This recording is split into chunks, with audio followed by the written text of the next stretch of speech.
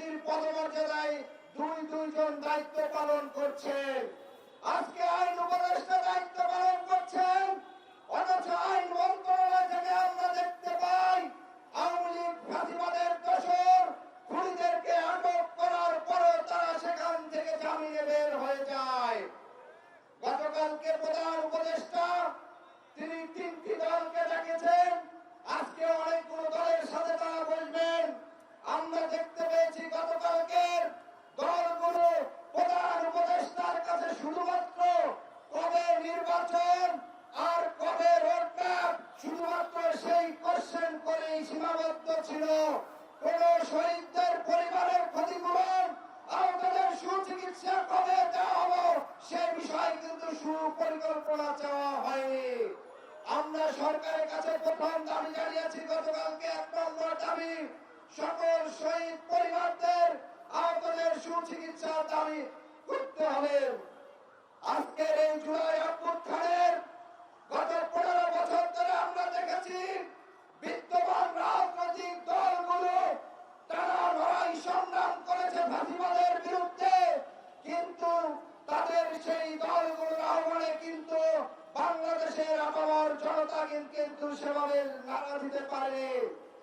যখনই ফ্যাসিবাদের প্রচন্ড রকম নিপীড়ন নির্যাতন বৃদ্ধি পেয়েছে, বিশ্ববিদ্যালয়ের শিক্ষার্থী, শ্রমিক শ্রেণী, মাদ্রাসার শিক্ষার্থী থেকে সকল পেশাজীবী মানুষরা নেমে আসছে, তখনই এদেশের মানুষের মুক্তি হয়েছে।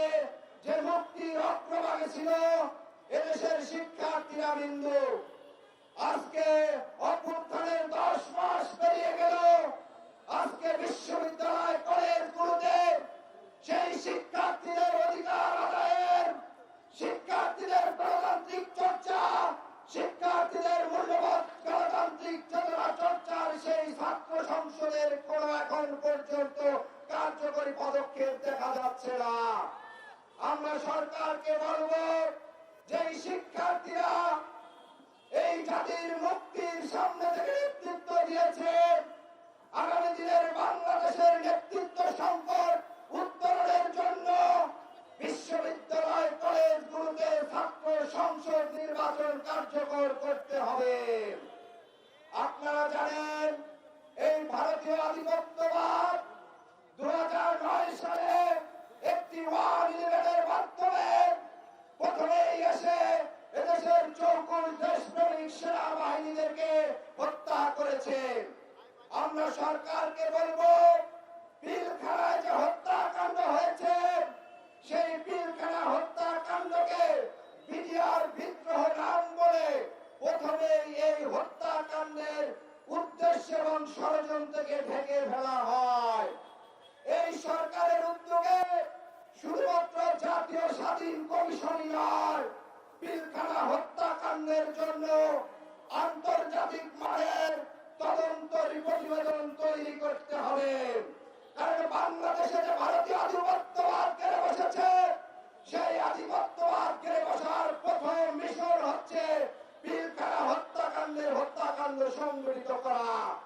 এরপরে আমরা দেখেছি এদেশের দেশপ্রেমিক রাজনীতিবিদদের যারাই সেই ভারতীয় আধিপত্যবাদের বিরুদ্ধে বলিষ্ঠ কণ্ঠস্বর ছিল, তাদেরকে রাজনৈতিক হত্যাকাণ্ডের শিকার হতে হয়েছে। এরপরে যখন দেশের স্বাধীনতা সার্বভৌমত্বের জন্য যখন দেশের দেশপ্রেমিক ইসলামপন্থীরা রাজপথে নেমে এসেছে, তখন সেই শাপলা চত্বরে নির্বিচার হত্যাকাণ্ড সংঘটিত হয়েছে।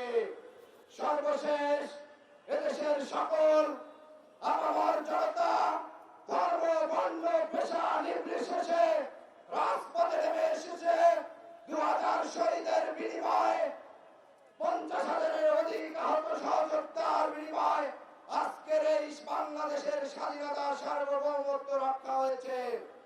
অতএব আগামীর বাংলাদেশে, আগামীর রাজনীতিতে যারা ভারতের সুরে কথা বলবেন, ভারতীয় গণমাধ্যমের উচ্ছ্বাসের সাথে যাদের কথা এবং সুর মিলে যায়, তাদেরকে জাতি এবং দেশের জনগণ সেই ভারতে পাঠিয়ে দেওয়ার ব্যবস্থা করবে। আজকের এই প্রোগ্রামের সাফল্য কামনা করে শহীদদের আত্মার মাগফিরাত এবং তাদের জন্য দোয়া কামনা করে আমার বক্তব্য শেষ করছি। ধন্যবাদ সবাইকে।